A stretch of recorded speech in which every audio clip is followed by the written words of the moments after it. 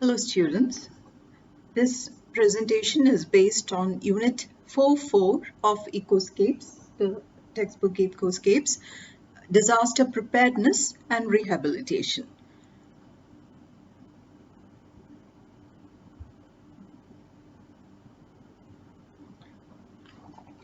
We have all sorts of disasters in our land.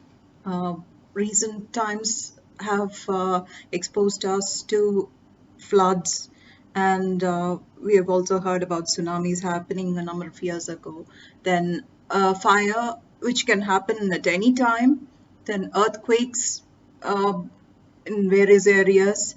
Then epidemics. But every type of disaster needs some common strategies in order to deal with them. Any type of disaster will have people, a group of people affected by it, or maybe the whole community affected by it. And some amount of preparedness should be there in order to anticipate and to deal with the situation. And the United Nations International Strategy for Disaster Reduction, UNISDR, defines preparedness as the knowledge and capacities developed by governments, professional response and recovery organizations, communities, and individuals to effectively anticipate, respond to, and recover from the impacts of likely, imminent, or current hazardous events and conditions.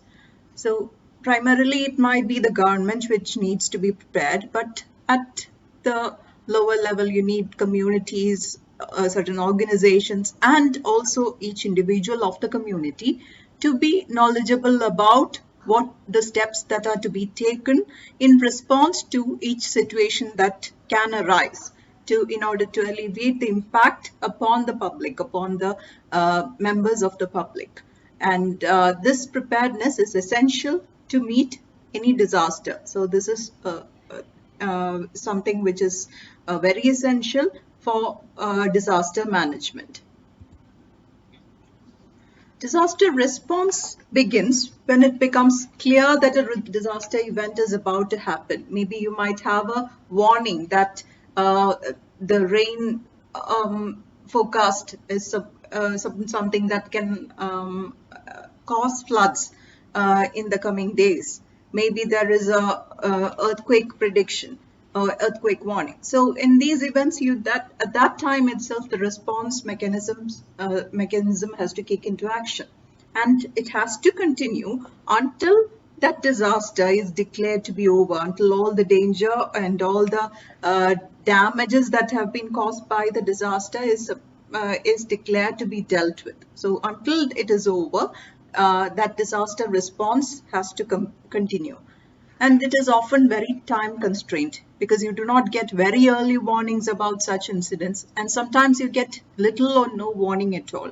So the time constraint, the amount of time that you have to kick into action, to go into action, is very limited. And within that limited time, and with the limited amount of resources that have been made available to you, with the limited information that is available to you, the disaster response team has to go into action, because the information might not be very clear about how many people are affected, what are the damages that have occurred, and what are the areas that will be likely to be affected.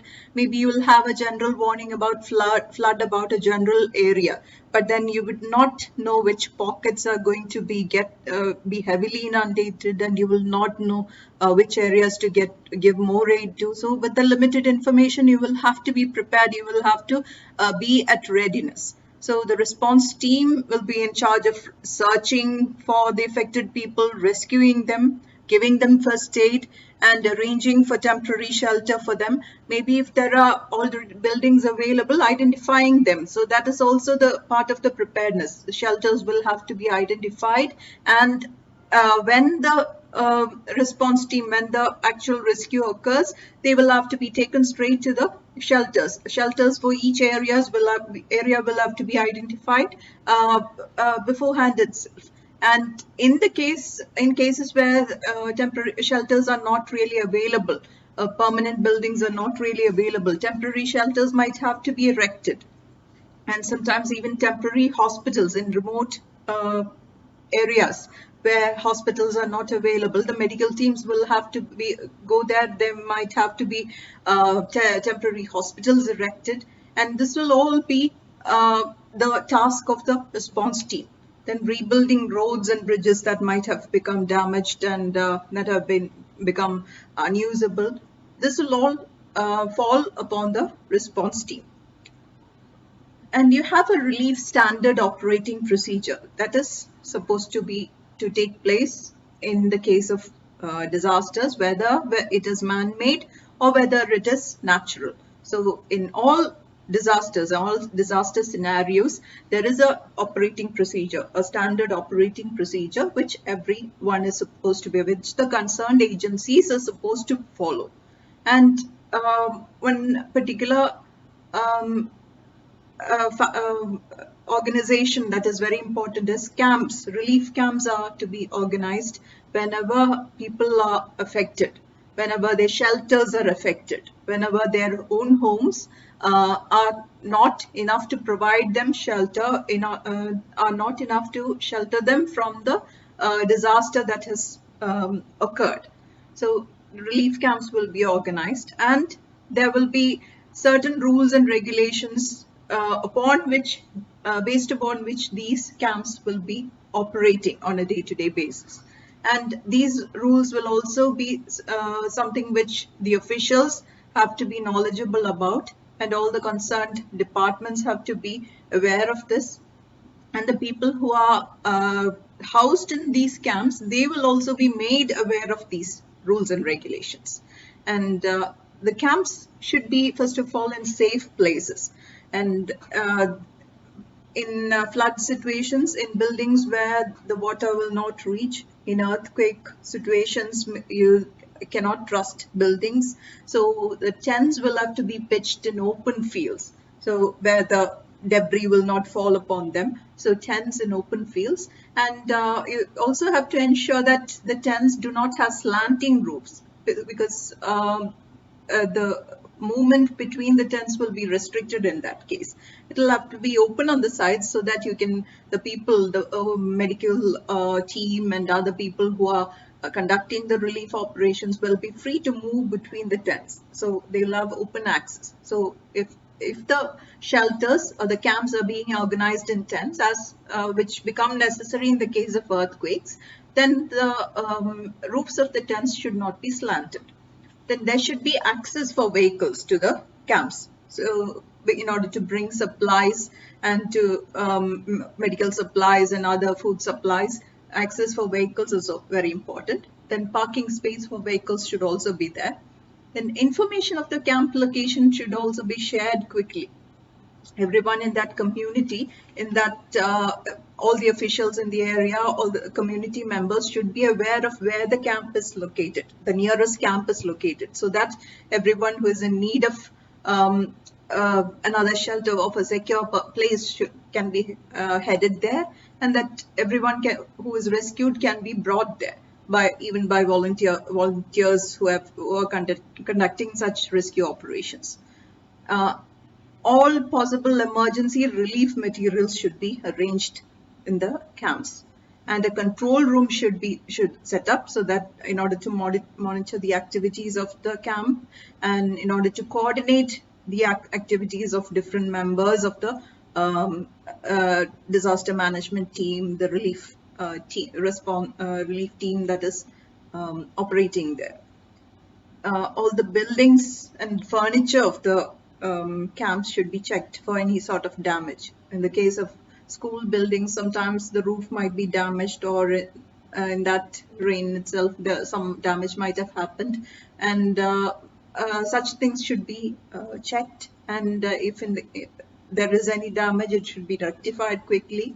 And sometimes when relief camps are organized in schools, benches are used for beds. So benches are arranged together, and it can be used as beds by the people of the camp. but sometimes the benches might be broken. So you have to ensure that none of the benches are broken, none of the benches which are being used as beds are broken. So check all the buildings and the furniture for any sort of damage.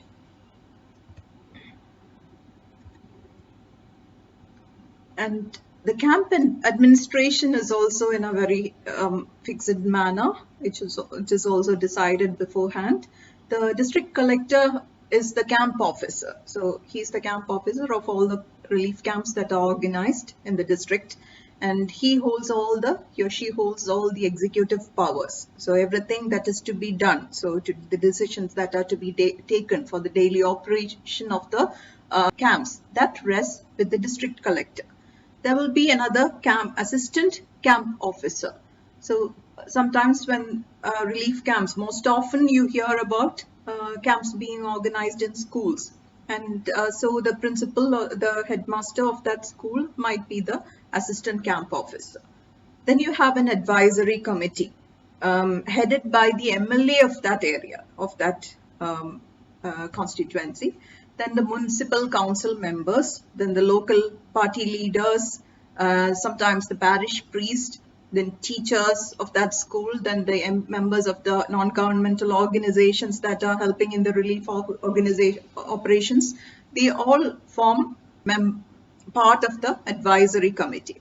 And the advisory committee has to meet twice daily. So in the morning there will be a meeting in order to plan the activities of the day. And in the evening another meeting will be conducted in order to evaluate the activities that have taken place and in order to decide which all things will have to be retained and which all things will have to be modified. So this will take place daily.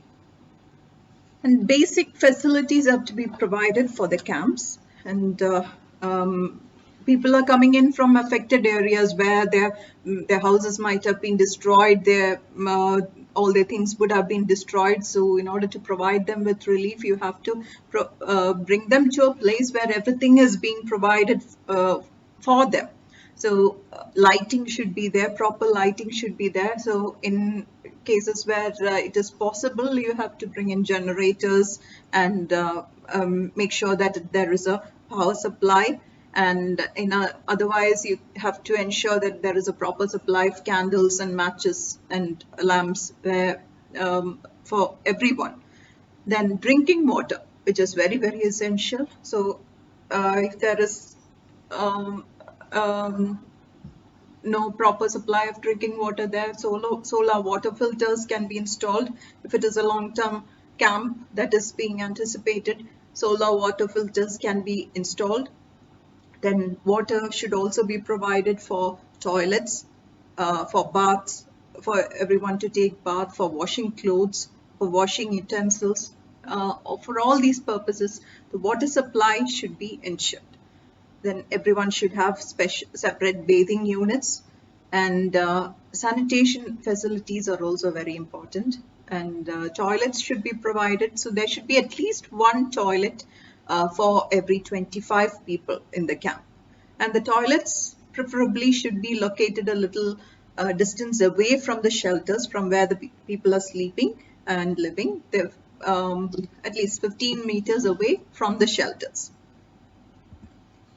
And food provided, that is very important. And for cooking food in relief camps, solar water heaters and cooking systems are most effective, and cooked food and hot water should be provided to them. Healthy cooked food, culture specific food. So you cannot give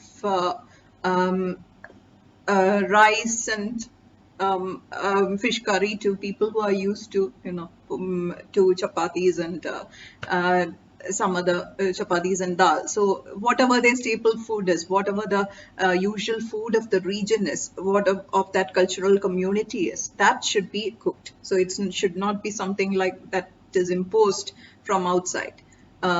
So culture specific food, and disposable plates and glasses are used for hygiene. But in the recent camps, I think The reusable plates and glasses were used, taking into account the ecological impact, the environmental impact.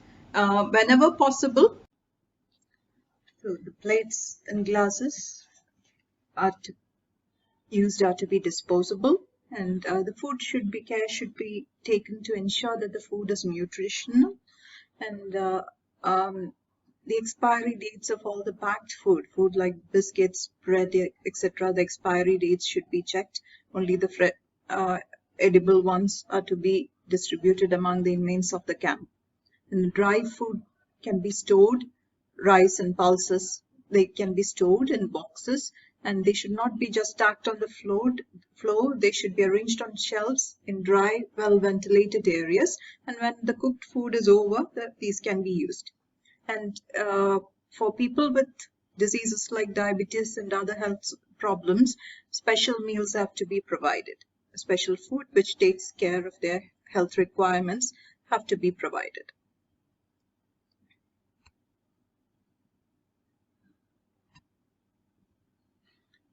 And the medical camps which operate inside the relief camps, they also have some mandatory requirements.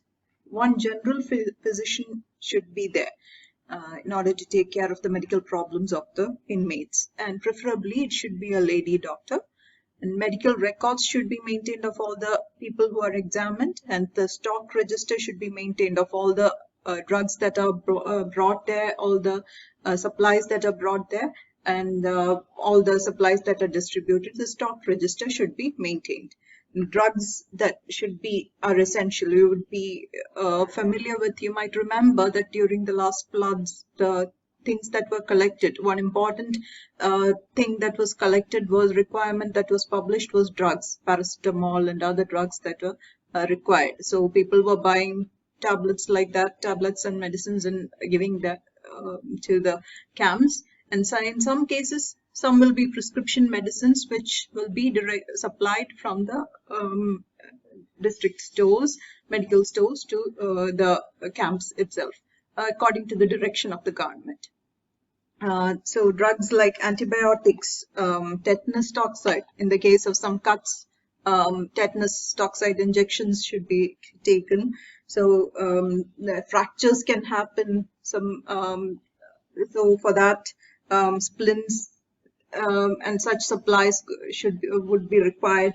Analgesics, antibiotics, and drugs for waterborne diseases. These can all spread very quickly during the time of disaster. So drugs for that should also be made ready. Then dressings, antiseptics, then splints and plaster rolls, disposable needles, syringes. These are all requirements which should be supplied to the medical camps. Then college students from among the inmates of the camp, or maybe volunteers, can be roped in to conduct health surveys to identify what all problems the people have. So not just the problems that are inflicted by the disaster as such, but other problems that they were already suffering from. So for treatment for that will also have to be provided at the relief camp, because they might have moved to the camp without even having the time to take their usual medicines, the medicines that they had with them. So those medicines will also have to be supplied to them. So people with heart conditions, diabetes, all such conditions will have to be identified. And even psychological problems, that is very difficult to identify, but then you have, maybe people will be very reluctant to admit to such things, but then maybe a very close questioning, a patient questioning, and maybe information gathered from relatives and neighbors, they can be used to identify people with psychological conditions, and they will have to be monitored very carefully, because in case they become violent, it will be a big problem in the camp. So such people will have to be given special attention, and previous medical conditions, of course, have to be identified and recorded so that such people get the medicines and the care that is required. And physical checkups will have to be given to all the inmates, and blood tests in cases that are necessary. And An ambulance should always be there on standby for emergency situation, and then trained counselors also, in order to provide psychological backup to all the people at the camp, because in such a condition, people will be traumatized by the events that have occurred. They would have lost a lot. They would have been, sometimes their family members will have had some injuries. So all this will have a lot of impact on them, and that trauma will require a lot of psychological counseling. So for that, trained counselors are also necessary. In general, discipline should be maintained at the camps. Home guards of police officers will be in charge of that, and women officers are also necessary. And women in the camp should be provided protection. They should feel secure in the camp. And the entry to the camp will be restricted, and anyone and everyone cannot gain entry to the camp. So it will be strictly monitored, and those who are allowed entry also will have to record their entry, and when they're leaving the camp, they should record their exits. Then there'll be fixed hours for visits from outside, from where friends or relatives who are visiting. So there'll be fixed visiting hours. Then only vehicles attached to the camp will be allowed inside. And whenever vehicles are coming in or going out, they will be checked. And the standard procedure of the camps will be displayed there, because people have to be made aware of the rules and regulations, and they have to abide by that. So in order to do for that, the standard procedure will be displayed in the camp. The miscreants of the if there are any miscreants in the camp, they should be identified, and if there is any case of theft and any violence, any rape, so these cases, these are known to occur in such places, and for that, normal legal procedures will be followed, and the people who are in charge of the discipline, the police officers who are there, they should take action in such cases. But there should also be care taken that the rules and regulations, the control should not be so excessive as to make the people feel that they are in jail. So it should not become too high-handed. And waste management is another area where a lot of attention to be paid. The assessment of the type and volume of waste is to be done. The number of people in the camp will give an idea of the volume of waste, and the municipal or panchayat staff are usually responsible for disposing of the waste. And volunteers can also aid in collecting the waste and classifying them, segregating them. Hazardous waste should be identified, and proper disposal should be ensured. In the case of biodegradable waste, the usual procedure that is followed is to dig a big pit, and dispose it in that, bury it in that. And toxic waste should be gathered and separated and stored, and to be later disposed in a suitable manner. So waste bins should be placed in various locations inside the camp, so that the collection of waste will be easy. There should also be some recreational activities inside the camp, because as I already said, the people in the relief camp will be undergoing tremendous psychological pressure. They will have undergone a lot of trauma, and in order to come back to normal, people engaging in some of the activities, camp activities, some of the chores in the camp can also help them to come back to normalcy, in order to make them forget the enormity of the loss that they have suffered, maybe. And even small tasks can be assigned to all the people. Some people can help in cutting the vegetables in the preparation of food. Some people can provide technical assistance, maybe in the case of the installation of generators or other such equipment. Then people who know yoga, and people who can help the people to do some physical training. They can organize the people in the camp and help them do such activities, give them a small class on this. So that will take their mind off things. So college students and graduates, these people can take care of teaching. Young children can be taught because they might have to spend some days in the relief camp. So children can be taught, and also older adults can also be taught by them. So teaching is another activity in which they can be engaged. So when the time comes to close the camp, the decision is to be taken by the district collector, and care should be taken to ensure that the place that they are going back to, that the affected area is now inhabitable and it has it is well equipped. All the things necessary has been supplied to that area for the people to go back to that area. So it is only at that time that the camp is closed, and people who are going back are given a relief kit to take back with them, and the people who were getting treatment in the camp will be given a discharge report and also a medical kit with some emergency medicines. Then transportation will be provided for the people to go back to their homes, and the assistant camp officer is to ensure that after these people have left the camp is disinfected and everything is clean for the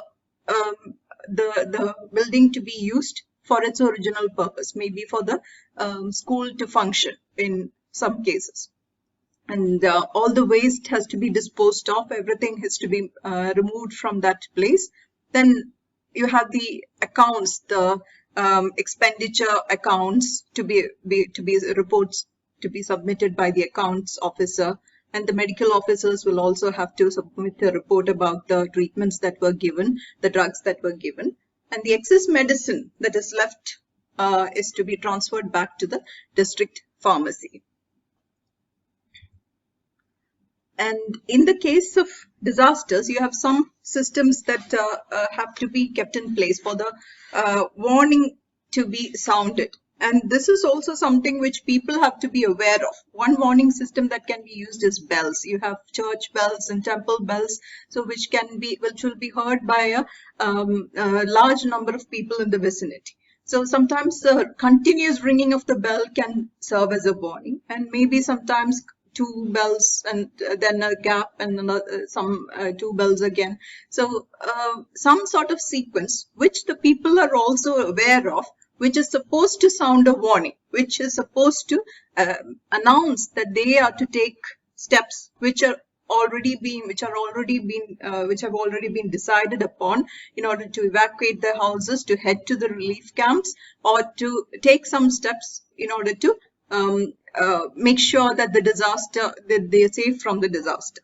So that those warning systems should be in place, and escape routes and shelters should be identified. So from buildings, you have the fire exits somewhere, sometimes marked, but then people might not be aware of it. So people need to be aware of which exit to head to in case of danger, which way to head down, which way to head to the safest place. They need to be aware of the safest place that they can head to, places which will give them safety. So the shelters are also to be identified. The neighborhood directories become very important, because when you have a list of each neighborhood can make up a list of phone numbers, numbers of and addresses of people with special needs, people who are vulnerable, people, maybe old people living alone, children who might be left alone. So if they can be identified early on, if such a directory can be made up, you can make sure that in a time of disaster, help will reach those people, that they are not left out because they might not be able to come forward with their needs immediately. And then essential information. So such directories can be made. Then emergency plans are also very important. That can be school emergency plans and family emergency plans. From schools, you might have to make emergency plans in order to get the students out of the school in case of an emergency, in order to evacuate the school students safely from the school building and to get them to their parents. So in order to contact their parents, in order to make arrange a place of meeting for them, in order to make the students have a safe place of meeting. So all these plans should be in place, and the students and staff should be aware of it, and the parents also. And emergency plans in the family similarly will have plans to evacuate, then contact necessary people. In the case of some medical emergency, maybe the children might have to contact someone else, so the contact information of people. Another important thing to be kept in mind while making emergency plans is to gather enough supplies and keep it ready for such emergencies. Maybe when the power supply might not be there, so you have to ensure that there is a proper supply of candles and matchboxes, and maybe emergency food supplies, drinking water supplies when you're taking shelter somewhere. So such plans have to be made, and the whole family has to be aware of it. And if it is for the family, and in the case of a school or a workplace, everyone who works there, everyone in the building should be aware of that. How to evacuate, how to go out in an orderly fashion, to which exit to head to. These are the facts that they should be aware of, and they should follow in case of an emergency. So these are some of the main key concepts to be kept in mind in the case of disaster preparedness and management. Thank you.